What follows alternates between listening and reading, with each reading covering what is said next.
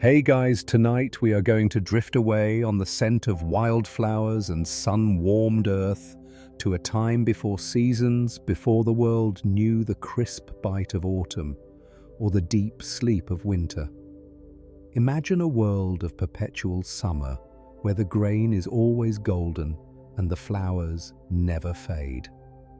You're standing on the edge of this perfect sun-drenched meadow, a place so idyllic it almost hurts the eyes. Frankly, given the lack of seasons, mortal farmers would probably go mad from the sheer monotony of endless harvesting. So it's a good thing you probably won't survive this mythological reality check for long anyway. So before you get comfortable, take a moment to like the video and subscribe, but only if you genuinely enjoy what I do here. Let me know in the comments where in the world you're listening from and what time it is for you. It's always nice to see where the stories are traveling. Now dim the lights, maybe turn on a fan for that soft background hum, and let's ease into tonight's journey together. The air here in the meadow of Nisa is thick and sweet, almost like warm honey. You can feel the sun on your eyelids, a gentle, constant pressure that promises nothing but warmth. Bees, fat and slow with pollen, drift lazily from blossom to blossom, their buzzing a low, hypnotic thrum that seems to be the meadow's own heartbeat. There's a girl here. Her name for now is Kor, which simply means the maiden. Later, the world will know her by another name, Persephone, a name whispered with a mix of reverence and fear. But today, she is just Kor. Her laughter is part of the meadow's soundscape, light and effortless as the breeze that rustles the heavy heads of poppies and irises around her. She is weaving a crown of narcissus flowers, her fingers nimble and sure. With her are the oceanids, daughters of the ocean titan, their skin shimmering with a faint pearlescent light. They are the definition of a divine entourage, giggling about some trivial Olympian gossip that you can't quite catch. This entire world, this endless, gentle summer, is the work of her mother Demeter. You can feel Demeter's presence in everything. She is the deep, dark, fertile soil under your feet. She is the life-giving warmth of the sun, the steady hand that ensures every seed sprouts and every stalk of wheat grows heavy with grain. For the mortals down below, Demeter is not just a goddess. She is survival itself. Their entire existence revolves around the gifts she gives. Their days are spent tending to the vast fields of barley that shimmer like a golden sea across the hills of ancient Greece. This isn't just for baking the coarse, dense bread that fills their stomachs.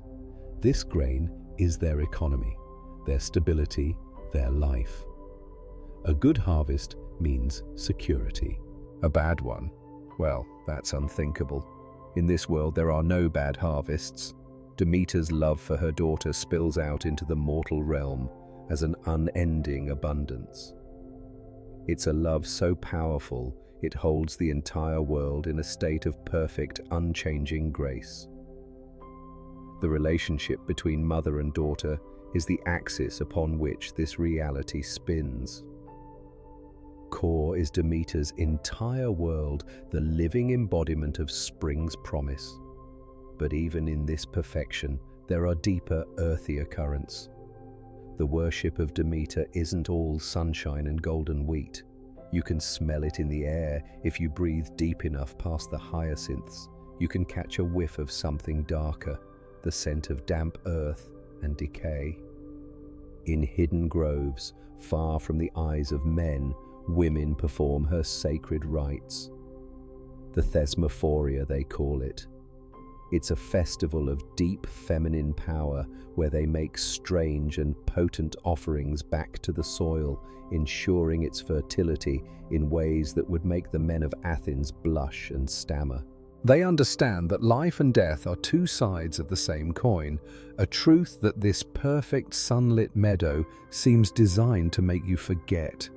It's a gentle but persistent reminder that even the brightest goddess has her roots in the darkness of the soil. Core, still weaving her flowers, seems blissfully unaware of these deeper truths. She is youth personified. But as you watch her, a thought drifts into your mind, a question that has puzzled historians for ages. Scholars still argue whether Persephone was originally a powerful chthonic goddess in her own right before being syncretized into the Olympian narrative as Demeter's daughter. Was she always this carefree maiden defined only by her mother? Or is this persona core the girl in the meadow, a later invention, a softening of a much older, more formidable deity of the underworld? Perhaps her connection to the darkness isn't a future tragedy waiting to happen, but an ancient part of her very being, temporarily forgotten in the endless daylight. You look at her humming a tune as she ties off the flower crown, and it seems impossible. She is all light and laughter, but the scent of damp earth lingers, a quiet promise of things buried, of roots that run deeper than anyone on Olympus seems to realize. The sun continues to shine, the bees continue to buzz, and the world remains locked in its perfect golden stasis, entirely unaware that the gaze of a lonely king has just fallen upon this impossibly bright and cheerful scene. The perfect day is holding its breath, waiting for a shadow to fall. That gaze comes from a place where the sun has never touched. To feel it, you have to let your awareness sink down past the rich topsoil and the tangled roots of the flowers, deeper and deeper into the cool, silent rock. The warmth of the meadow fades, replaced by a profound and ancient chill. The buzzing of the bees goes silent. Here in the realm of Hades, the loudest sound is the whisper of your own thoughts. It is a kingdom of profound stillness, a place built from shadow silence and the weight of everything that has ever ended. The air, if you can call it that, doesn't move. It carries no scent of rain or soil or life. It is simply empty. This is the domain of the eldest son of Kronos, the king who rules not over the living and the vibrant, but over the countless silent multitude of the dead. His name is Hades, a name mortals rarely speak aloud. They prefer euphemisms, calling him Pluton, the Rich One, because all the precious metals and gems buried in the earth belong to him. You can see this wealth in his palace. The vast, echoing halls are paved with polished obsidian that reflects nothing. Thrones of black marble sit empty, waiting for a court that never gathers. Veins of gold and silver glitter in the dark stone walls, but they give off no warmth, no light. It's the kind of wealth that can't buy anything of value, a treasure trove in a vacuum. Hades sits on his throne, a solitary figure in the immense gloom. He's not a monster. He's an administrator, the diligent, unsmiling CEO of the end of life. His job is not to be cruel, but to be inevitable. He ensures the one great rule is never broken: those who enter his realm may never leave. You have to remember, this wasn't his first choice of career. After the Great War with the Titans, the world was divided between the three victorious brothers. Zeus, the youngest, got the grand prize, the vast, ever-changing sky and the throne of Olympus. Poseidon drew the wild, tempestuous seas, and Hades, well, Hades drew the short straw. He was given the underworld. It wasn't a punishment, merely the luck of the draw, but it defined him. While his brothers' realms were filled with drama, life storms, and light, his was defined by its unchanging, silent finality. There is a deep cosmic loneliness in his position. He is a king with a kingdom of subjects who cannot speak, bow, or offer counsel. They just are. If you were to wander out from his palace, you'd find yourself in the Asphodel Meadows. This is where the souls of ordinary people end up. It's not a place of fire or torment. In many ways, it's worse. It is a place of infinite grey boredom. As far as the eye can see, spectral greyish figures drift aimlessly. They are the shades of mortals stripped of their memories and personalities. They gibber and squeak like bats, vague outlines of the people they once were, recognizing no one. It is the ultimate cosmic meh, an eternity of tedious, mindless wandering. This is the bulk of Hades' kingdom. Not suffering, just an endless, quiet expanse of nothingness. The only beings with any personality here are the ferryman Charon, who is eternally grumpy about his fare, and the three-headed dog Cerberus, who is by all accounts a very good boy, just a very large and terrifying one. This profound isolation is why classicists still debate the extent to which Hades was actively worshipped. Mortals built grand sun-drenched temples for Zeus and Poseidon, offering them sacrifices for good weather or safe passage. But you didn't build a temple to Hades. You didn't invite that kind of attention. Praying to Hades was like sending a change of address form to the tax office. You only did it when it was absolutely unavoidably necessary. His power was respected, even feared, but it was a power associated with finality, not one you'd ask for blessings from. So he remains alone even in the minds of the mortals, a king without worship, without festivals, without cheer. It is from this deep, profound silence that he looks up. Perhaps through a fissure in the rock only he can see, or in a dark pool of water that reflects the world above, he sees the meadow of Nysa. And for the first time in millennia, a shock of sensation enters his world. It's not just a sight, it's a feeling. He sees color, the impossible gold of the daffodils, the deep violet of the irises.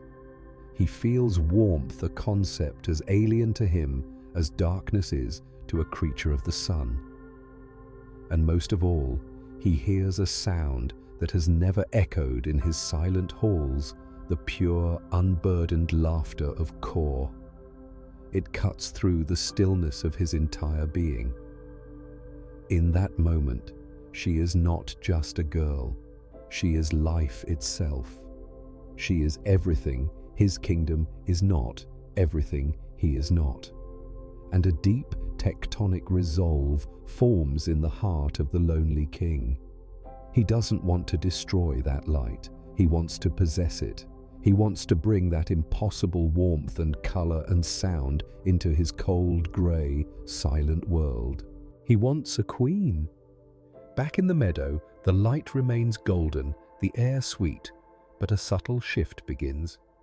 You standing there might feel a sudden, inexplicable shiver despite the endless summer sun.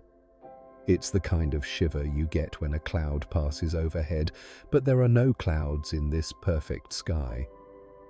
Kor, engrossed in her flower weaving, has strayed a little from the oceanids. Perhaps she's drawn by an unusually vibrant cluster of blossoms, a splash of color more dazzling than any she's seen before. These aren't just any flowers. They are narcissus specifically planted there by Zeus, who in his infinite wisdom, or more likely his infinite willingness to appease his brother, has conspired with Hades. Zeus, ever the political schemer, often found himself caught between his powerful siblings, and sometimes a favor was the easiest way out of a thorny family dispute, even if it involved someone else's daughter. Kor bends down her long hair, brushing the petals. She reaches for the stem, her fingers delicate. This particular narcissus is said to have 100 blooms from a single root, each one impossibly vibrant, pulsing with a strange, otherworldly allure. It's so beautiful, so utterly captivating, that you can almost taste its magic in the air. This isn't just a flower. It's a lure, an almost irresistible enchantment. The moment her fingers close around the stem, a tremor runs through the very fabric of the earth. It's not a gentle rustle of leaves, it's a deep, resonating hum that you feel in your teeth, in your bones. The ground beneath your feet, which moments ago felt as stable as a mountain, begins to crack. You watch in stunned silence as fissures, thin as spiderwebs at first, spiderweb across the green earth. They widen rapidly, tearing through the carpet of wildflowers. The sweet scent of the narcissus is suddenly overwhelmed by the smell of damp earth, of ancient rock, of something profoundly subterranean. The air grows heavy, charged with an immense raw power. The sky for the first time seems to dim, as if a vast, unseen hand has reached up to block the eternal sun. The ground continues to groan, the cracks becoming chasms. A low rumble builds like distant thunder, but it's coming from below, not above. This is the sound of the world itself being torn apart. The oceanids, who moments ago were giggling carelessly, now shriek. They scatter like startled birds, their pearlescent skin paling with terror. But Core, still holding the magical narcissus, seems frozen, caught in the terrifying beauty of the moment. She looks up, her eyes wide, as the largest chasm splits open directly before her. It is an impossible gaping maw in the earth, blacker than any shadow you have ever seen. And from that blackness, something emerges. It's a chariot, not of wood or bronze, but of polished dark iron drawn by 4 immense coal-black horses. Their eyes glow with a faint, malevolent red light, and their manes seem to be made of smoke. They rear up, snorting plumes of dark vapor, their hooves striking sparks from the very air. And on the chariot, a figure. You recognize him instantly from the chill that settles over you, from the sheer overwhelming presence of finality. It is Hades. He is cloaked in shadows, his face obscured, but the raw power radiating from him is palpable. He doesn't speak. He doesn't need to. His intent is as clear as the chasm that has just opened in the earth. He reaches for Core. You see her hesitate for just a split second, a flicker of fear mixed with a strange, almost hypnotic fascination. Then his hand closes around her arm. His grip is firm, inescapable. She cries out a sharp, piercing sound that tears through the rumble and the shrieks. It's a sound of pure terror, of violated innocence. The flowers she had just woven fall from her other hand, scattering like bright tears against the darkening ground. As he pulls her onto the chariot, you see her struggle, a frantic, desperate attempt to break free. But his strength is absolute, the strength of the earth itself. The chariot turns its dark wheels, grinding on the broken ground. The horses plunge back into the abyss, pulling Core with them. Her cry echoes one last time, a fading, heartbreaking sound. Then, with a shudder that rocks the entire meadow, the earth begins to close. The vast chasm slowly, inexorably seals itself. The cracks knit back together. The soil rises, and the wildflowers, though crushed and torn, begin to reform. It's as if the world is trying to erase the wound to pretend it never happened. But it did happen, and you, standing there, feel the lingering terror, the cold echo of that sudden violent tear in the fabric of the perfect world. Historians still argue about the exact location of the Meadow of Nysa. Was it a specific place in Greece or a mythical, idealized landscape existing outside of mortal geography? But one thing is clear. Wherever it was, it now bears an invisible scar. The scent of Narcissus is gone, replaced by the ghost of damp earth. The sun, though it shines once more with its unending golden light, feels subtly different, colder, and a profound silence descends, a silence that screams of absence. The meadow is still beautiful, but its innocence has been irrevocably shattered. The perfect golden world is broken, and its mother Demeter is about to discover just how completely. That final fading cry from the meadow does not simply disappear into the air. It travels. It finds its way across the golden fields and sun-drenched hills, a psychic arrow aimed at a mother's heart. Demeter, wherever she is, feels it. It's not just a sound, it's a severing. A sudden cold void where a moment before there was a warm and constant connection. The world she is tending, the gentle rhythm of growth she oversees, falters. A stalk of wheat suddenly droops. A budding olive withers on its branch. Her breath catches, and in an instant, she is no longer the benevolent Earth Mother. She is just a mother, filled with a primal, terrifying certainty that something is wrong. She appears in the meadow of Nysa in a shimmer of golden light, her form radiating the warmth of 1,000 summer suns. But the warmth dies in her throat as she takes in the scene. The meadow looks almost perfect. The earth is healed, but the air is thick with a cloying, silent terror. You feel her divine senses working, picking up the details that a mortal might miss, the lingering scent of subterranean dread, the crushed petals of a narcissus under a scattered pile of other flowers, and the trembling, wide-eyed forms of the oceanids huddled together by a stream. They look at her, their faces a mixture of guilt and pure, unadulterated fear. Where is she? Demeter's voice is not a shout. It is low, dangerous, a rumble that seems to come from the very bedrock of the world. Where is Kor?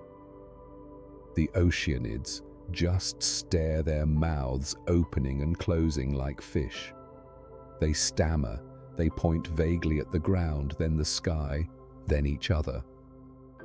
They're useless, like trying to get a straight answer from a flock of startled sheep. They saw something, you can tell, but they are so terrified of the powers involved, of Hades and of Zeus, who allowed it, that they can't form a coherent sentence. Their testimony would never hold up in court. Frustrated Demeter turns from them, her panic beginning to bubble into a hot, searing rage. She begins to search, her movements frantic. She tears through the tall grasses, her hands brushing aside curtains of poppies and lilies. She calls her daughter's name, Kor, Kor, her voice echoing in the sudden profound silence. The name hangs in the air unanswered. As the eternal day wears on, her search grows more desperate. She doesn't stop to eat or drink the ambrosia and nectar that sustain the gods. She is fueled now only by a hollow, burning dread. As a symbolic dusk she herself creates begins to fall over the land, she strides to the volcano of Etna. With her bare hands she rips 2 towering pine trees from the earth and plunges their tips into the fiery heart of the mountain. They ignite instantly, becoming 2 colossal torches, sputtering and roaring with divine flame. This image of the mother searching with 2 torches will become iconic, forever linked to her sacred rites. For now, it is simply a practical matter. She will not let the darkness, any darkness, stop her. She begins to walk, and she does not stop. You feel the rhythm of her endless, tormented journey. Ancient sources disagree on how long Demeter's initial frantic search lasted. The poet Homer says 9 days and 9 nights. It's a number full of ritual power. For 9 days you feel her relentless pace. She doesn't sleep, she doesn't rest. The light from her torches cuts a swath across the darkened world. She crosses mountains whose peaks are cloaked in clouds, fords rivers that rage with snowmelt, and traverses deserts where the sand whispers with the ghosts of forgotten kings. She asks everyone she meets, shepherds huddled by their fires, nymphs peering from their caves, even the wild beasts of the forest. No one has an answer. No one saw anything. The world, it seems, has entered into a conspiracy of silence against her. All the while she is sustained by a bedrock principle of her world, Xenia, the sacred duty of hospitality. It is a law that binds mortals and gods alike. Someone somewhere is supposed to offer her shelter, information, aid. To refuse a traveler is a grave sin. Yet no one helps. The silence of the world is the greatest transgression of all, and it stokes the fires of her grief into a furnace of rage. To cope with the pain and the insult of this cosmic neglect, her appearance begins to change. The radiant golden goddess retreats, and in her place a new form emerges. She becomes an old woman, her back bent, her face a mask of sorrow, her divine robes replaced with the dark, simple garments of a grieving human mother. It's the divine equivalent of giving up, of throwing on your oldest, saddest sweatpants because nothing matters anymore. She is no longer Demeter, the giver of life. She is Doso, the woman of sorrows, and her journey is just beginning. You follow the slow, shuffling footsteps of the old woman who calls herself Doso.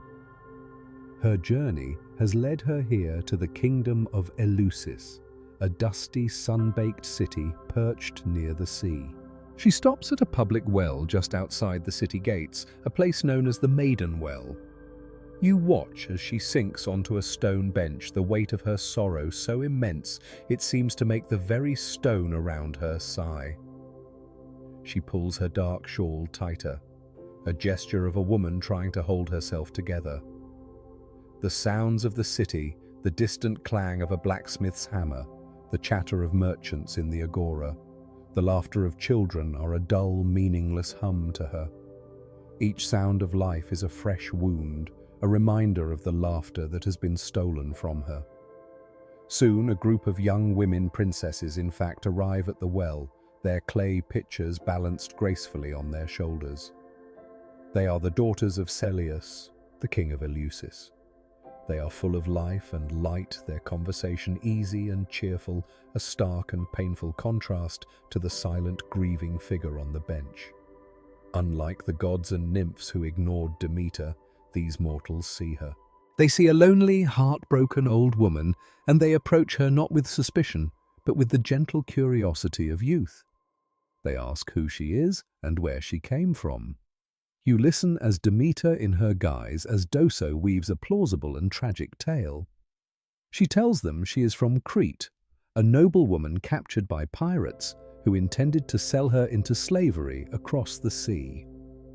It's a surprisingly common story for the time, a world where the sea was both a highway for trade and a hunting ground for raiders. Pirates were the ancient world's all-purpose explanation for anyone who turned up unexpectedly. She says she managed to escape when they docked nearby and has been wandering ever since. The story is a fiction, but the sorrow that infuses every word is profoundly real, and the princesses are moved to compassion. They see not a goddess, but a reflection of the brutal uncertainties of their own world. Upholding the sacred laws of Xenia, they insist she come back to the palace to meet their mother, Queen Metanera. Perhaps they suggest there might be work for her there. Doso agrees, her movements slow and deliberate, and you walk with her as she follows the princesses into the city proper. You're now walking through the very heart of ancient Eleusis. Archaeologists and historians continue to debate the exact nature and layout of this ancient city. The grand ruins we see today were built much later.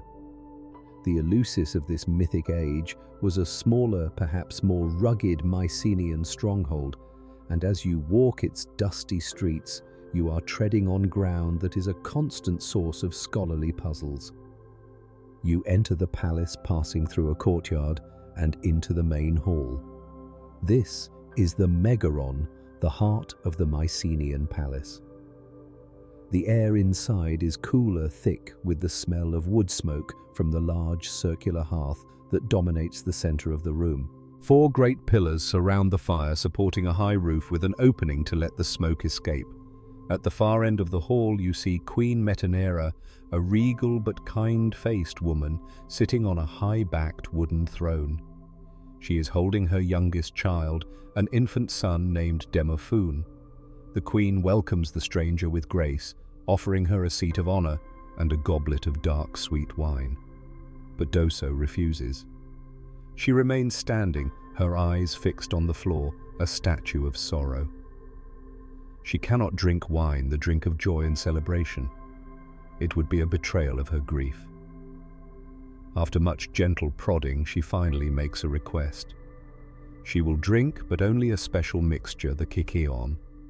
It's a strange, humble beverage made from barley meal water and the fresh, sharp scent of pennyroyal mint. It's certainly not a royal drink, more like the ancient equivalent of a bizarre health smoothie. But it is a drink of the earth of the grain, and in drinking it, she is quietly asserting her true identity to a world that cannot see it. Moved by the old woman's profound dignity and sorrow, Queen Metaneira not only has the kykeon prepared, but makes an offer. She needs a nurse for her infant son, Demophoon. Would Doso consider the position? You can feel the goddess hesitate. Her mind is on her own lost child, and the thought of caring for another is a fresh torment. And yet, she accepts. There is a flicker of purpose in her eyes. She takes the baby from the queen's arms. The infant, who had been crying, immediately quiets, nestled against the shoulder of the disguised goddess. A strange peace falls over the hall. Demeter, the giver of all life, has found a temporary home, a place to focus her immense power. And within the warm, smoky walls of this mortal palace, she is about to begin a secret and very dangerous ritual. Inside the warm, smoky Megaron of Eleusis, you watch a strange and secret ritual unfold night after night. By day, Doso is the perfect nursemaid. She cares for the infant Prince Demophoon with a quiet, solemn efficiency that awes the queen. But the child is not just healthy, he is thriving in a way that seems unnatural. He grows with astonishing speed, and his beauty is so radiant it seems almost divine. This is because Demeter, in the depths of her grief, has found a new project, a way to defy the cruel hand of fate that stole her own child. She is trying to make Demophoon immortal. You watch as in the quiet of the night she forgoes milk and instead anoints the baby's limbs with ambrosia, the food of the gods. She breathes on him, her breath carrying the spark of divinity, and holds him in her arms, whispering ancient words that knit his mortal flesh into something more enduring. But while this small bubble of unnatural life flourishes within the palace walls, the world outside is beginning to die. The change is slow at first, almost unnoticeable. A farmer standing in his field just beyond the city walls might frown, noticing the shoots of barley that should be green and strong are instead a pale, sickly yellow. The air, which should be warm and thick with the promise of another harvest, carries a new and unfamiliar chill, a sharpness that makes him pull his tunic tighter. This isn't the gentle coolness of a summer evening. This is a deep, penetrating cold that seems to emanate from the soil itself. You feel this change spread like a creeping frost across the entire mortal world. Demeter has abandoned her post. She has, in modern terms, clocked out, and the consequences are catastrophic. The entire intricate system of life she managed has ground to a halt. You are standing with the farmers, now feeling their rising panic. The seeds they sow into the earth lie dormant, refusing to sprout. The sacred rhythm of their lives, the one thing they could always depend on, has been broken.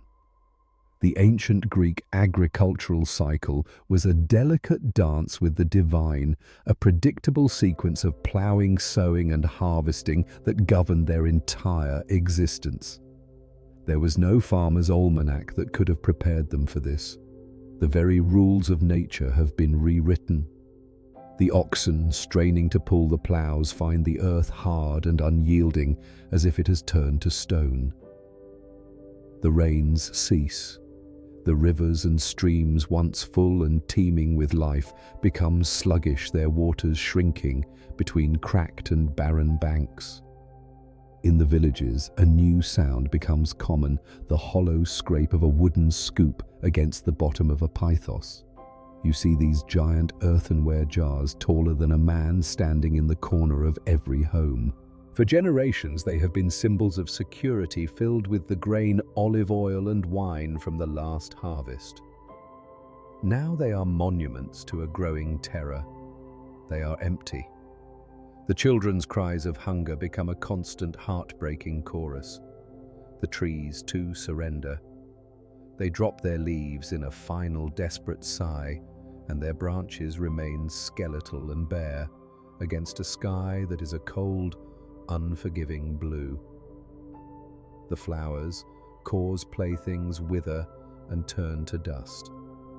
The vibrant, living world is becoming a grey, silent wasteland.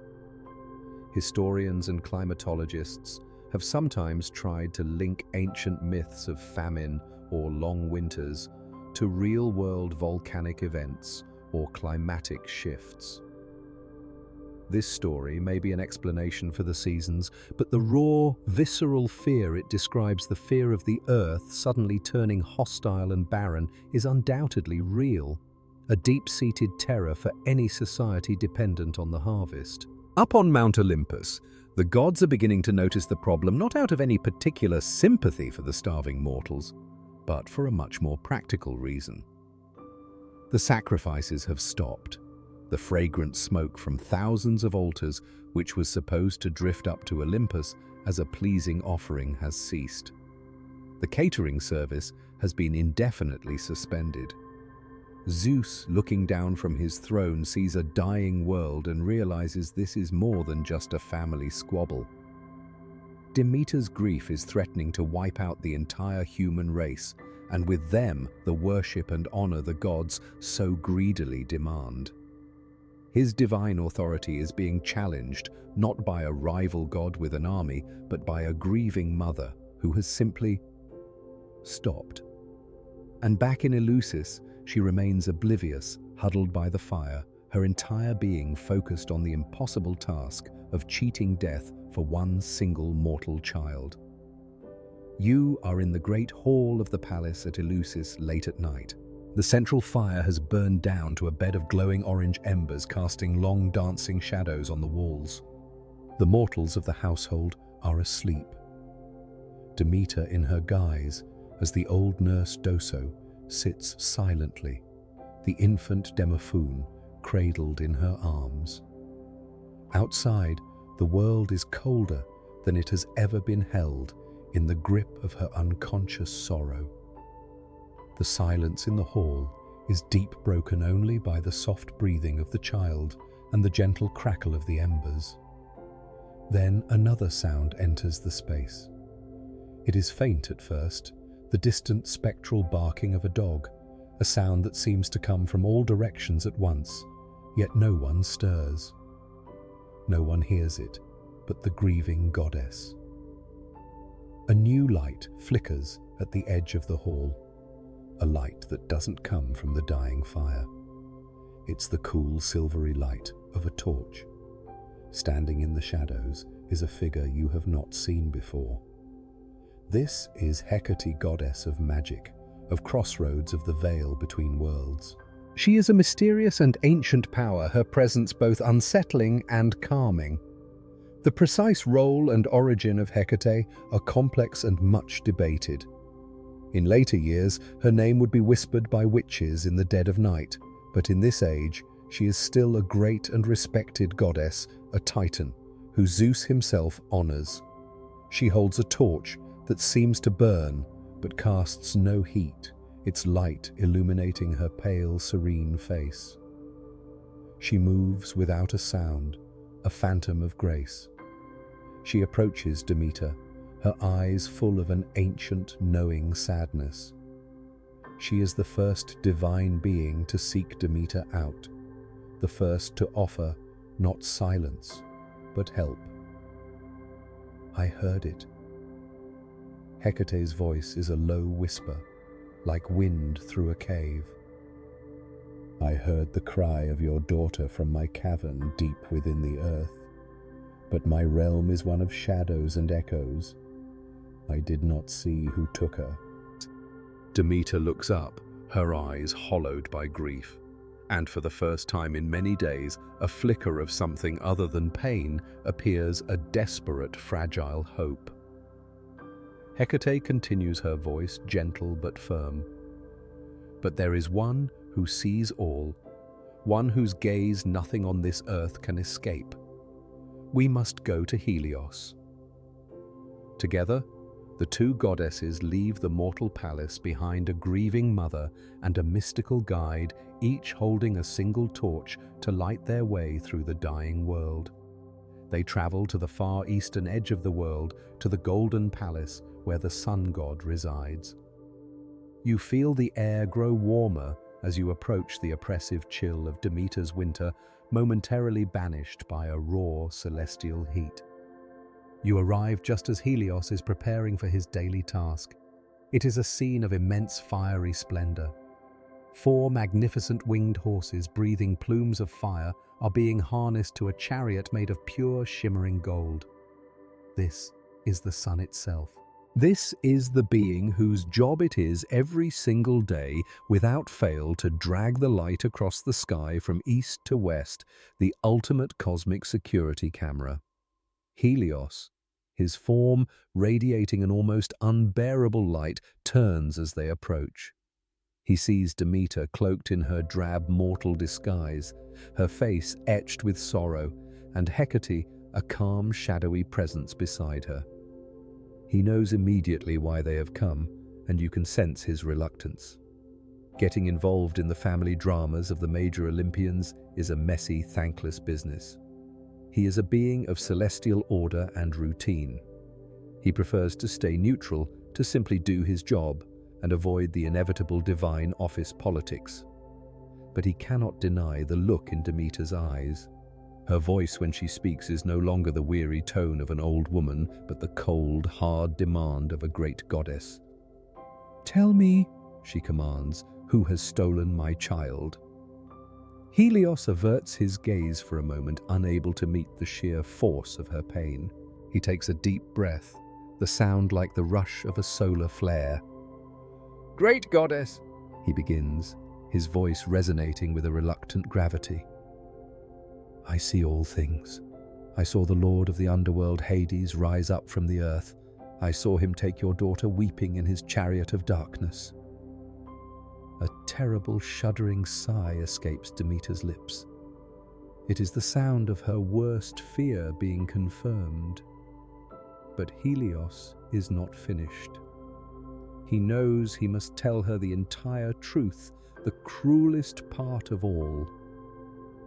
"He did this," Helios says, his voice dropping, "because Zeus, the king of gods, and your own brother, has given his consent.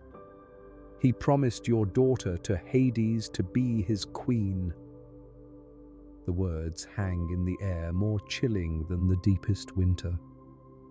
The truth. Not just a kidnapping, but a betrayal. A deal struck behind her back by the 2 most powerful gods in the cosmos. You watch as the sorrow in Demeter's face collapses, and in its place, something far more terrifying is born. Her grief, which was a vast, undirected storm, has now found its lightning rod. It is a single focused point of pure, incandescent rage. The grieving mother is gone. The goddess of the harvest, armed with a terrible truth, has returned. And the world, which has already suffered so much, has yet to feel the true extent of her fury.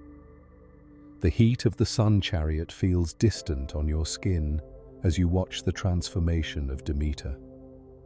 The sorrow that had bent her back into the shape of a weary old woman is burned away, replaced by the rigid, unbending spine of pure fury. She sheds the guise of Doso like a snake sheds its skin. She is once again Demeter, the great goddess, but her radiance is no longer the gentle warmth of summer. It is the cold, sharp, unforgiving light of a star about to go supernova. Without a word to Hecate or Helios, she turns and ascends. You follow her swift, silent journey to the peak of Mount Olympus, the home of the gods. The air around her seems to crackle, and the few wilting plants they pass on the mountainside wither into black dust at her approach. You arrive at the gates of Olympus. It is a place of impossible, sterile perfection.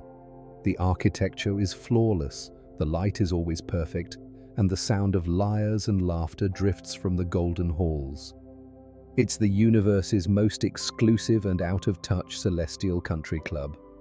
You see other gods and goddesses lounging on plush couches, sipping golden nectar from crystal goblets and nibbling on ambrosia, the food that grants them their immortality.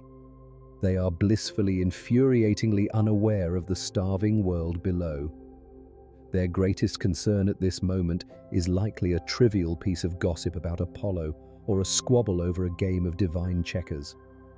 Demeter does not pause at the gates. She doesn't wait to be announced. She sweeps into the main throne room like a storm front, her cold rage silencing the music and the laughter. Every divine head turns. You see them register her presence, her dark mood, and the delicious sudden promise of high drama. You can almost see Hera, Zeus's long-suffering wife, lean forward with a flicker of satisfaction in her eyes, sensing that her husband is finally about to get what he deserves. At the far end of the hall, Zeus sits on his magnificent throne. He sees his sister, and you can almost feel the moment of political calculation in his mind. He tries to play it off to greet her with a booming, jovial tone. "Sister, you have been gone too long. Come, have some nectar." He gestures to an empty throne beside him, a golden seat that has sat vacant for many months. But his joviality falls flat in the face of her icy silence. He is the king, but his power is more complex than it appears. Scholars often analyze the Olympian gods through the lens of Indo-European political structures, viewing Zeus not as an absolute monarch, but as a first among equals. He can't simply command his powerful siblings, he has to manage them. He rules by maintaining a delicate balance, and he knows with a sinking feeling that his backroom deal with Hades has just upset that balance in a catastrophic way. "I know what you did." Demeter's voice is not loud, but it cuts through the vast hall, each word a shard of ice. "You gave my daughter, your own niece, to the Lord of the Dead. You plotted this behind my back." Zeus puts on his best politician's face, attempting to reframe the situation. It's his classic, "It's not a bug, it's a feature" defense. "It's a good match, sister," he blusters. "Our brother Hades is a mighty king. She will be the queen of a vast and powerful realm. I have done her an honor." This patriarchal, tone-deaf argument is so insulting it seems to suck the very air from the room. Demeter's defiance here is an act of supreme hubris, a direct challenge to the authority of the king of the gods. In a normal situation, Zeus would respond with overwhelming force, with Nemesis a thunderbolt to remind the challenger of their place. But he is trapped. If he punishes Demeter, she will never relent, and the mortal world, the source of all the gods' worship and power, will perish. He has no winning move. Seeing her advantage, Demeter closes the trap. She delivers her ultimatum, her voice devoid of any emotion but resolve. "Hear me, king of the gods, and let all of you hear me." She glances around at the silent, watching Olympians. "Until my daughter, my core, is returned to the light of the sun and to my arms, this is my vow. Not one seed will sprout, not one fruit will ripen, not one blade of grass will grow upon the earth. I will let your precious mortals starve, and their cries will be the only prayers you hear. You can be the king of a dead and barren rock. The choice is yours." Without waiting for a reply, she turns her back on him, on all of them. She walks out of the throne room, leaving behind a silence more profound and terrifying than any thunderclap.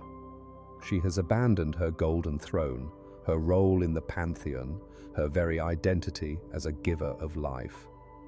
Zeus is left staring at the empty space where she stood, the master of the cosmos, completely and utterly outmaneuvered by a mother's love and a will stronger than his own.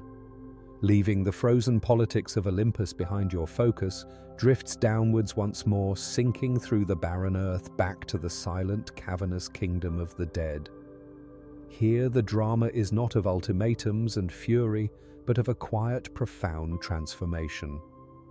You find Persephone in the vast, dark halls of Hades's palace.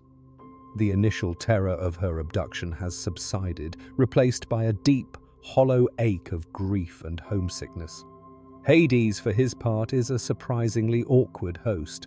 He tries to win her over, showing her the riches of his realm, veins of gold in the walls, chests overflowing with diamonds and rubies that glitter coldly in the gloom.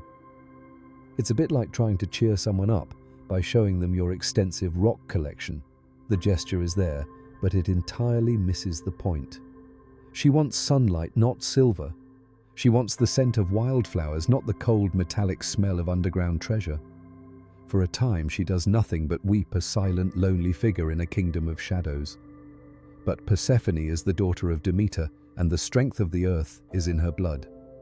After the initial waves of sorrow have crashed and receded, a new feeling begins to stir curiosity. She rises from the dark throne placed for her beside Hades and begins to explore.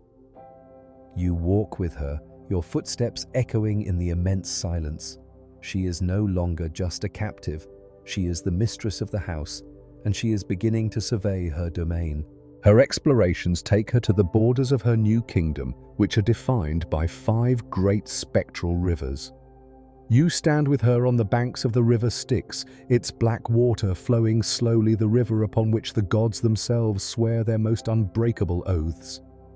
She watches the ghostly ferryman Charon pole his boat across the Acheron, the river of pain carrying the souls of the newly dead. She feels a strange, memory-wiping mist rise from the waters of the Lethe and sees the distant flickering glow of the Phlegethon, a river of pure fire.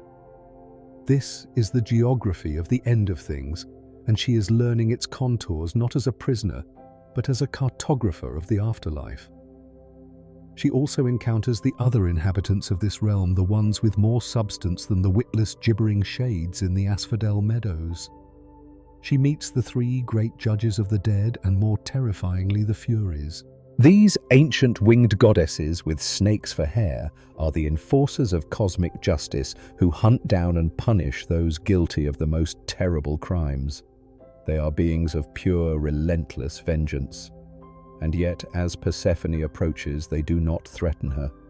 They incline their heads. They are her subjects now. You can't imagine a more terrifying set of in-laws, but in their fierce loyalty, Persephone senses a different kind of power. Not the gentle power of growth, but the unbending power of law and consequence. This is the key to her transformation, the one that modern interpretations, particularly feminist ones, often re-examine. Persephone is not merely a passive victim waiting for rescue. you are witnessing a profound integration of her identity. The carefree girl called Kor is fading, and in her place, the dread Queen Persephone is beginning to emerge. This isn't a tragic loss of innocence. It's the claiming of a new, more complex power. It is the ultimate goth makeover, a journey from light into shadow that reveals a strength she never knew she possessed. In her mother's world, she was a daughter, an accessory to life. Here in the world of the dead, she is a queen, a central figure of finality. You see this in the way she begins to interact with her husband. Hades, who had only wanted a beautiful object to brighten his gloomy halls, finds himself with a partner. He sees her innate wisdom, a compassionate gravity that he, as the stern lord of the dead, lacks. He starts to consult her on the judgments of souls. You watch as a new shade is brought before their twin thrones. The soul is trembling, confused, still mourning the life it has just lost. Hades' judgment is swift and absolute, but Persephone leans forward and speaks to the shade with a gentle, sorrowful understanding. She is the only one in this entire kingdom who remembers what it's like to feel the sun on your skin. She becomes a bridge, a compassionate guide for those taking their first steps into eternity. Her rule is not one of terror, but of melancholic grace. She doesn't belong here, not entirely, but she is beginning to make it her own. Back on the shimmering peak of Olympus, the mood is tense. The laughter and lyre music have not returned. The gods are growing restless, and the thin, desperate prayers of starving mortals have become a constant, irritating hum, the universe's bleakest background noise. Zeus sits on his throne, the master politician finally realizing he has no choice. His power comes from the mortals who worship him, and a world of the dead offers no worship at all. Demeter has called his bluff, and he has folded. He needs to fix this. And for a job this delicate, requiring speed, diplomacy, and the ability to navigate a realm no other Olympian dares to tread, there is only one god to call upon. He summons Hermes. You see him arrive in a blur of motion, a youthful god with a clever, knowing glint in his eye. He is not a warrior like Ares or a craftsman like Hephaestus. He is a messenger, a trickster, a merchant, and a thief. He is the god of boundaries and transitions, the one who moves between worlds with an easy, confident grace. The iconography of Hermes is winged sandals and traveler's cap. The Petarsos is thought to have Near Eastern or Anatolian influences, marking him as a classic, liminal figure, a being who exists on the threshold. He is the perfect choice for a mission into the land of the dead. Zeus explains the situation, phrasing his command in a way that is less a thunderous decree and more a carefully worded diplomatic request.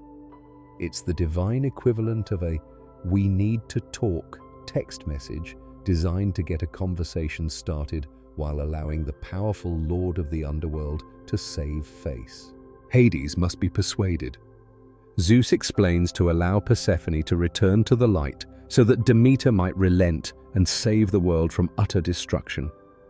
Hermes listens, nodding, his expression neutral. This is just another job. You watch as he prepares for his journey. He fastens the famous golden-winged sandals to his ankles and dons his traveler's cap. In his hand, he takes up the caduceus, his herald's staff entwined with two serene, sleeping serpents. This is not a weapon. It is his diplomatic passport, a symbol of his office that grants him safe passage through any territory, no matter how hostile. It has the power to charm and to persuade, to make words carry more weight than a sword. He launches himself from the peak of Olympus, and you fly with him down from the celestial realm. You sweep over the mortal world, and through his eyes you see the full extent of the devastation. It is a panorama of decay. Where there should be lush green forests and golden fields of grain, there is only brown, barren earth, cracked and frozen. The rivers are thin, icy veins. The cities are silent with only the faintest wisps of smoke rising from their hearths. It is an entire world holding its breath, waiting to die. It is the bleakest in-flight view imaginable. Hermes doesn't linger. He finds the faint scar in the earth, the place where the meadow of Nisa once bloomed, and without hesitation, he plunges into the darkness below. For any other god, this would be a terrifying journey into a hostile alien realm. But for Hermes, this is familiar territory. This is because one of his most important roles is that of the psychopomp, the guide of souls. He has traveled these dark paths countless times, leading the spirits of the dead to their final resting place. The gibbering shades part before him. He glides through the gloom with a practiced, effortless speed, nodding to the grumpy ferryman Charon as he zips past the river Styx. It is a simple professional courtesy between two beings who work the same cosmic commute. He arrives at the black palace of Hades and sweeps into the throne room. The scene that greets him is one of quiet, somber majesty. Hades sits on his great throne of polished obsidian, and beside him, on a slightly smaller but equally grand throne, sits Persephone. She is no longer the weeping, terrified girl of the rumors. She is dressed in robes the color of twilight, her face pale, but composed, her bearing regal.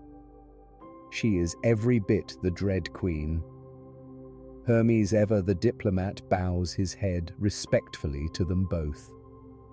Then, in a clear, calm voice, he delivers Zeus's message.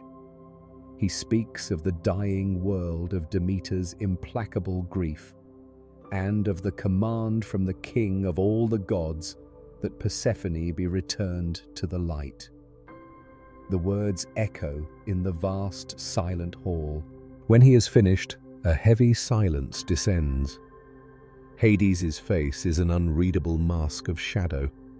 You watch his dark eyes, but they betray nothing. Then you look to Persephone. A flicker of something crosses her features, a complex, unreadable emotion. The door to her old life has just been opened, but the look on her face suggests she is no longer sure if she wants to walk through it.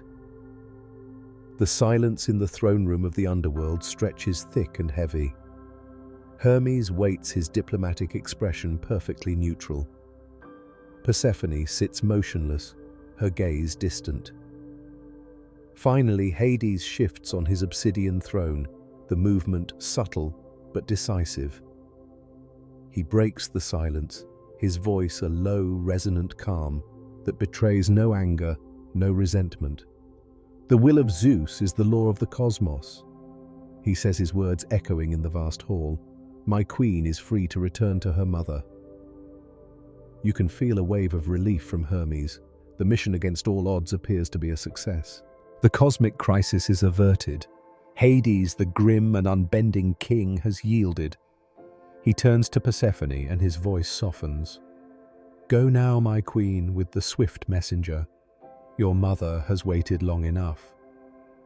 He is, for all appearances, the very picture of a gracious and understanding husband. It's a surprisingly smooth performance from a god who not long ago was trying to impress her with shiny rocks.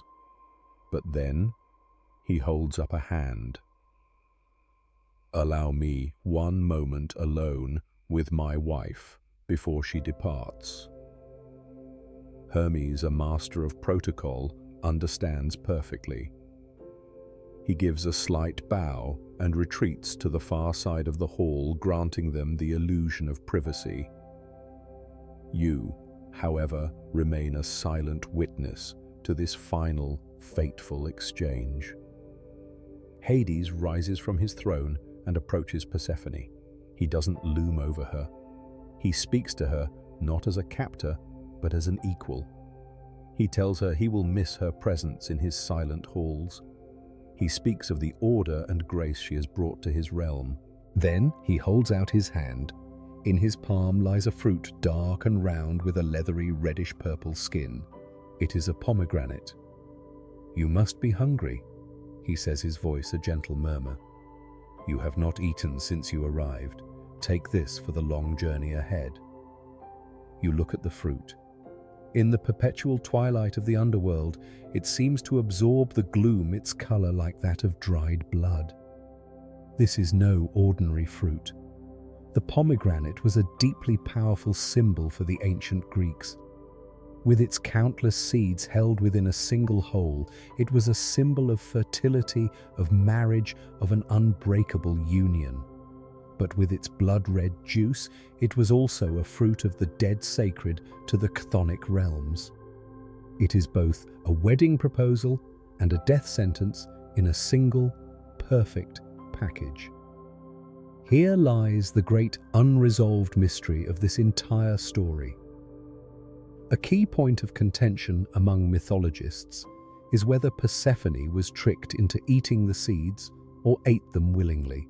Was she an innocent girl, unaware of the ancient laws, who fell for one last gentle deception? Or was she now the wise and knowing queen who understood exactly what she was doing and made a conscious choice to bind herself to both worlds? You watch her face, but her expression is as unreadable as her husband's. You see no fear, no hesitation, only a quiet, somber resolve. She takes the pomegranate from his hand.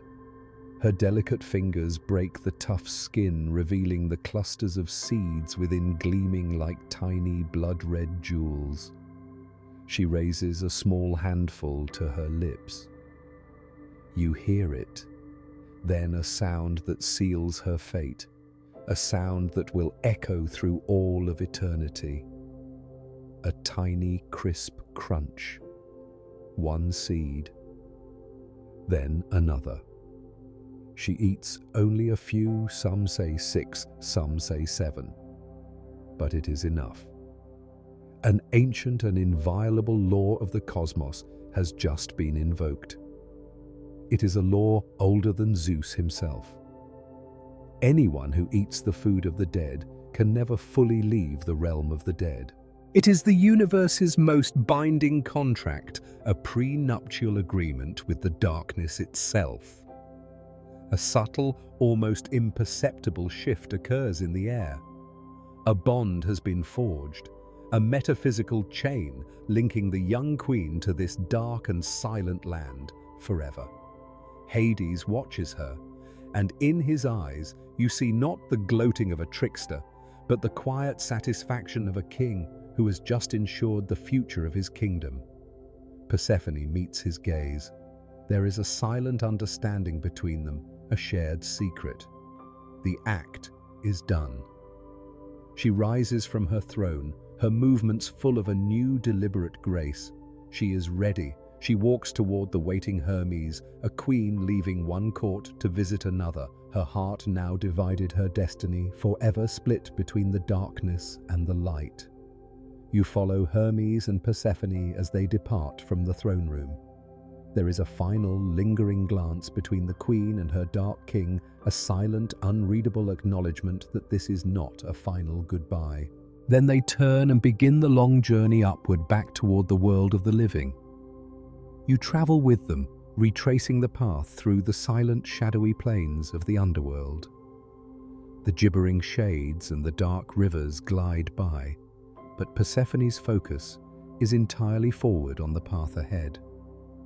As they ascend, you feel the change before you can see it.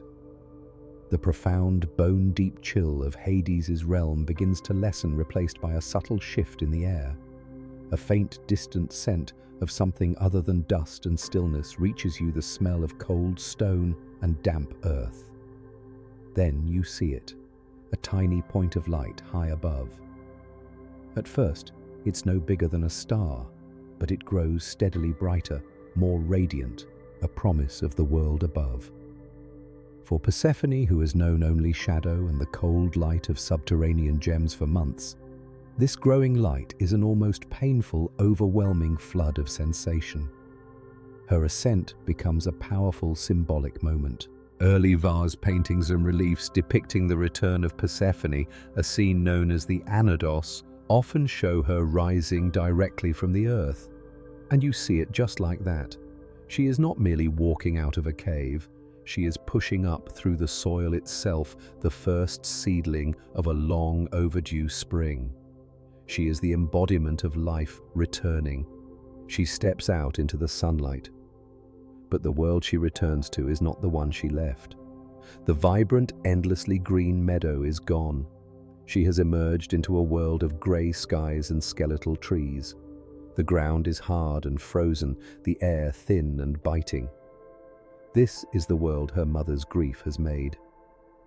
Somewhere nearby at the new temple, she has commanded the people of Eleusis to build for her. Demeter is waiting.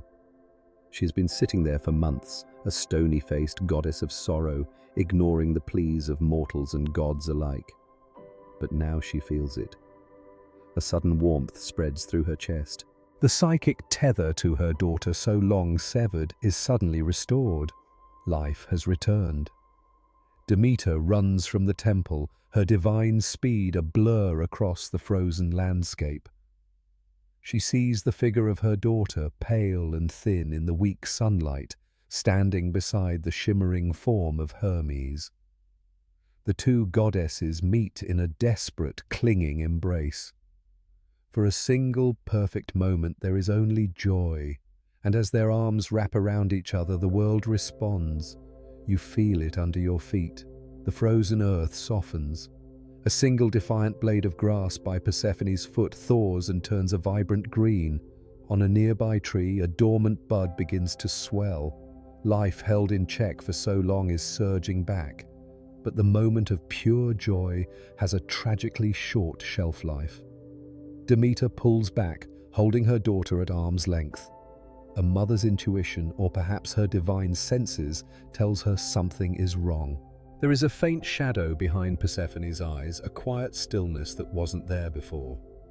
The ancient Greeks had a concept called miasma, a kind of ritual stain that one acquired from contact with death. And Persephone, though alive, is saturated with the aura of the underworld.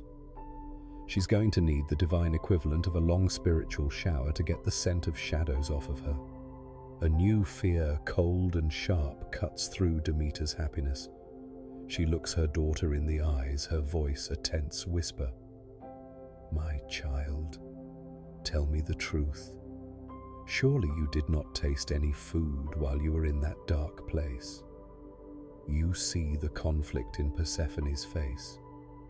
The temptation to lie to preserve this fragile newfound joy must be immense. It's the ancient mythological version of the awkward drive home where you have to confess you've done something you shouldn't have. But she is not the maiden core anymore. She is a queen. She meets her mother's gaze, her own voice quiet but steady. I ate mother. Demeter's face, which a moment ago was radiant with love, crumbles. The light in her eyes dies. What did you eat? She chokes out. Only a few seeds, Persephone says softly. From a pomegranate. The words strike Demeter like a physical blow. A low, guttural cry of pure despair tears from her throat. She knows the ancient law. She knows what this means. The nascent spring shudders to a halt. The green blade of grass withers. The swelling bud on the tree freezes once more. Demeter has her daughter back, but the fine print on the cosmic contract has just come into focus. The victory she thought she had won is incomplete. The reunion, a bittersweet, heartbreaking illusion. She is holding her daughter's hand, but she knows with chilling certainty that she will not be able to hold it for long. Demeter's cry of despair is not just a sound. It is a command to the natural world. The fragile, nascent spring immediately collapses. The green shoots of grass retreat back into the frozen earth. The swelling buds on the trees clench shut. A cold, hard wind begins to blow from the north. The brief, hopeful thaw is over, and an even deeper, more bitter winter is about to descend.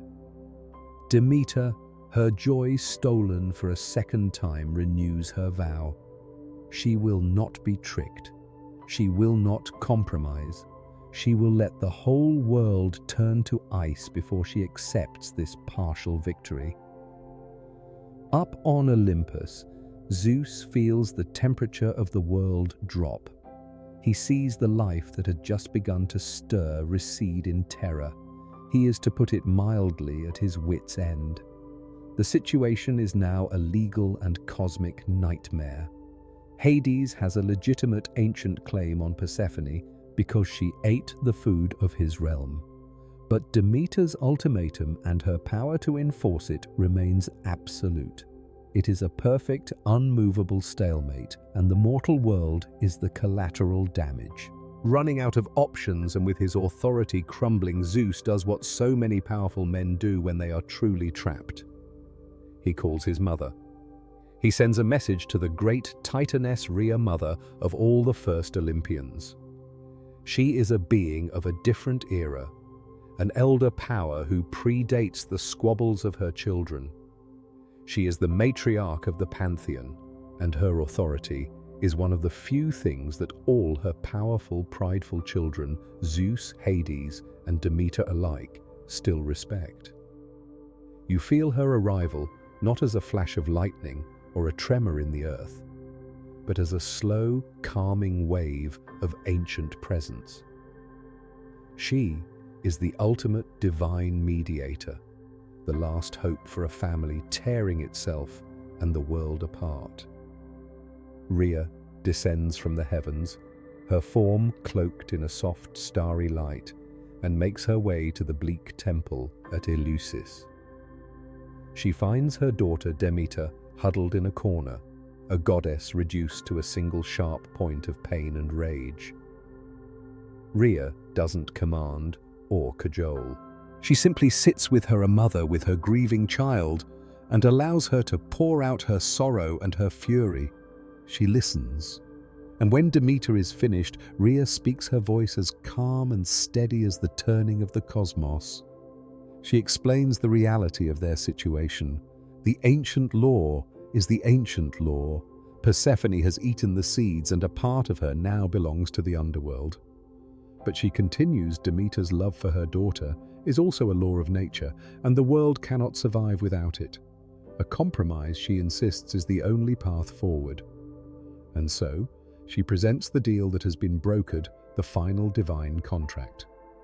The terms are based on the small, fateful act in the underworld.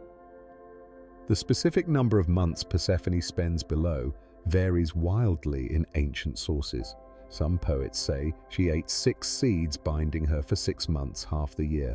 Others say 4 seeds for a third of the year.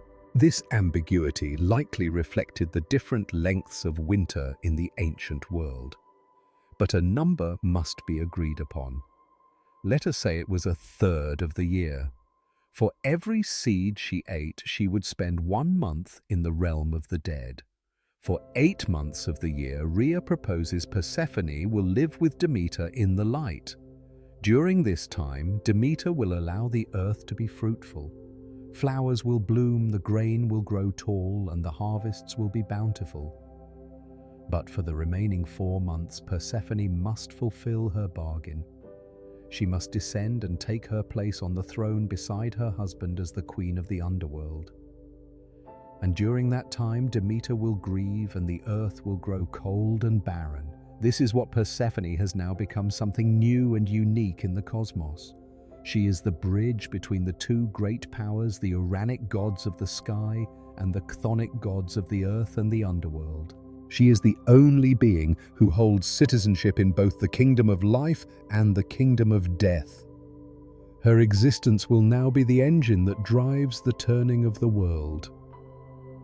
Demeter listens to her mother's words. She looks at her daughter Persephone, who stands beside them, her expression calm and accepting. She has found her own power in both realms, and seems ready to accept this dual fate. And Demeter, her rage finally exhausted, her heart broken but not destroyed, sees that this is the only way. She cannot have all of her daughter, but she will not lose her entirely. And so, with a final shuddering sigh that feels like the last great glacier of her anger melting away, she agrees. The deal is struck. The contract is forged with no escape clauses. The world is saved, but its perfect endless summer is gone forever, traded for a new repeating cycle of joy and sorrow. With the divine contract sealed, you feel a fundamental shift in the very fabric of the world. Demeter, with her daughter standing beside her, finally lets go of her grief-fueled winter. A great collective sigh of relief seems to pass over the land. It begins as a gentle thaw. You can hear the trickle of melting ice, a sound that has been absent for what feels like an eternity. The hard, frozen ground softens, becoming dark and receptive once more. And then, an explosion of life. Shoots of green barley and wheat pierce the soil. The skeletal trees erupt in a riot of soft green leaves. The meadows, once barren, are suddenly carpeted with crocuses, violets and hyacinths. It is a spring of impossible vibrancy, a world making up for lost time. During this period of joyful reunion, Demeter does not forget the mortals who showed her kindness. Before she leaves Eleusis, she gathers the royal family who took her in when she was the grieving wanderer Doso, and to them she imparts a great gift. She teaches them her sacred rites, the Eleusinian mysteries. You are a silent witness to the founding of what will become the most famous and respected religious cult in the ancient world. She shows them how to build her temple, how to perform the rituals, and whispers to them the sacred truths she learned in her sorrow. The exact teachings of the Eleusinian mysteries were a closely guarded secret, and initiates were sworn to silence under penalty of death. It was the ultimate divine non-disclosure agreement. But historians believe the central promise was one of hope, a guarantee of a blessed afterlife. A message that even after descending into the darkness of death, the soul, like a seed, can find a path to rebirth. The spring blossoms into a long, warm and bountiful summer. The harvests are richer than any the mortal world has ever known, as if Demeter is pouring all her pent-up love and relief into the soil. The granaries and the great pithoi are filled to overflowing. Mortals feast and give thanks, and the smoke of their grateful sacrifices once again rises to Olympus. You watch Demeter and Persephone during these months. They wander the living world together, their bond restored. But it is different now.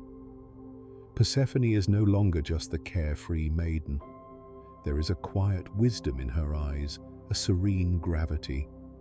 She has seen the other side, and it has made her whole in a way she never was before. Then, as the 8th month draws to a close, a new feeling enters the air.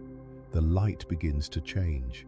The fierce, direct heat of summer softens into a gentle golden glow that slants across the hills. A new crispness tinges the evening air. The first true autumn begins. It is not a violent death like the winter of Demeter's rage. It is a slow, beautiful and melancholic letting go. You see the leaves on the grapevines turn from green to brilliant shades of crimson and gold. The tall grasses in the fields fade from green to a pale, silvery yellow. The world is preparing itself for a long, quiet sleep, painting itself in beautiful colors to say its temporary goodbye. The day of Persephone's departure arrives. There are no shrieks, no terror, no frantic searching. There is only a deep, quiet sadness, like the mood of a late autumn afternoon. You see Persephone and Demeter say their farewells. It is a tender, loving embrace full of the sorrow of parting, but also the firm promise of a future reunion. This is not a tragedy anymore. It is a cycle. Persephone, now fully embracing her dual nature, turns and begins her journey. This is not an abduction. It is her royal duty, her annual commute to her winter office. She walks with a calm and regal bearing to the hidden entrance to the underworld. Perhaps Hermes arrives to escort her, or perhaps Hades himself emerges from the shadows, not as a terrifying kidnapper, but as a husband coming to welcome his queen home. Her descent is a willing act of power. She is the pivot upon which the seasons now turn. By choosing to go, she is ensuring that the world above will rest, and in resting it will gather the strength to be reborn when she returns. She is the queen of new life and the queen of peaceful death, her two halves finally in balance. As she disappears into the gloom, you feel her mother's sorrow settle over the land. Demeter begins her gentle annual mourning, and the first true winter falls not as a curse, but as a necessary and peaceful sleep, dreaming of the spring to come. You feel the first winter settle over the land. It is a quiet, peaceful cold. The earth is asleep under a thin blanket of frost, and the mortals are huddled by their fires, consuming the stores from the bountiful harvest. There is no panic. There is no fear of an endless famine. This is because they now understand the rhythm. They have the story. The world is not ending. It is merely resting, dreaming of the day the maiden will return. This is the great gift of the myth you have just heard. It transforms a cold astronomical reality into a deeply personal and emotional story. Spring is no longer just a tilting of the planet's axis. It's the boundless joy of a mother embracing her long-lost daughter. Summer is the warm, golden light of their time together. Autumn is the beautiful melancholic art of their bittersweet farewell. And winter is Demeter's gentle, patient mourning, a quiet sadness that holds within it the unbreakable promise of a future reunion. Persephone herself now embodies this cycle. She has become one of the most complex and powerful deities in the entire pantheon, a queen of two vastly different worlds. You can see this in the very names mortals use for her. In the spring, when she rises with the new shoots of grain, they call her Kor the Maiden, the very essence of new life. But when she reigns below, they speak of her with a respectful awe, using epithets like the Iron Queen, the dread Persephone. She has two thrones, two crowns, and likely two very different wardrobes. She is the goddess of the budding flower and the silent finality of the tomb. She alone understands the secrets of both. This new understanding of the world, this promise of life emerging from death, was at the heart of the Eleusinian mysteries. It is no coincidence that the greater mysteries, the main festival, took place in the autumn. Just as Persephone was preparing for her annual descent, and just as the farmers were sowing their seeds, burying them in the dark earth, the initiates at Eleusis would undergo their own symbolic journey. They would reenact Demeter's sorrowful search, fasting and walking a sacred path, entering the temple to witness the secret rites. They emerged with what was called epopteia, the revelation, a personal understanding that life and death were not opposites but two parts of a single continuous and beautiful cycle. The myth provides a kind of comfort that science, for all its truth, cannot. It gives the great impersonal forces of nature a heart, and it gave the ancient Greeks a profound sense of hope. The influence of the Persephone myth and the Eleusinian mysteries on later religious thought, including early Christian ideas of resurrection, is a subject of ongoing scholarly discussion. The theme of a divine figure who descends into the world of the dead only to rise again bringing with them the promise of new life and salvation for humanity, is one of the most powerful and enduring stories we have ever told.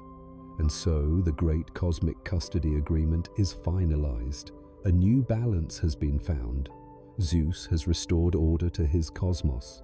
Hades has his beloved, formidable queen. Demeter has her daughter for most of the year, her grief now channeled into a predictable, manageable cycle. And Persephone, the girl who was once just a maiden in a meadow, now holds the rhythm of the entire world in her hands. The story is over, but the cycle it created is eternal. You can feel it in the chill of the winter air around you, now a quiet, sleepy peace that is not an ending but a pause, a breath, a silent, certain promise that the sun will grow strong again, the earth will soften, and the maiden will always, always return. And so our journey through the turning of the ancient world comes to its quiet, sleepy close. The great crisis has passed, the divine contract has been signed, and the world has found its new enduring rhythm.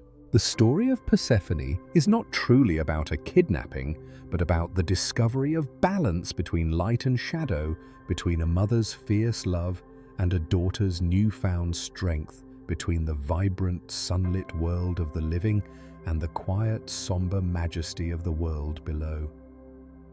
It is a story that assures us that even in the depths of the coldest, darkest winter, a seed of life is sleeping patiently, waiting for its time to rise. You can feel that peace now settling over you like a soft blanket of freshly fallen snow.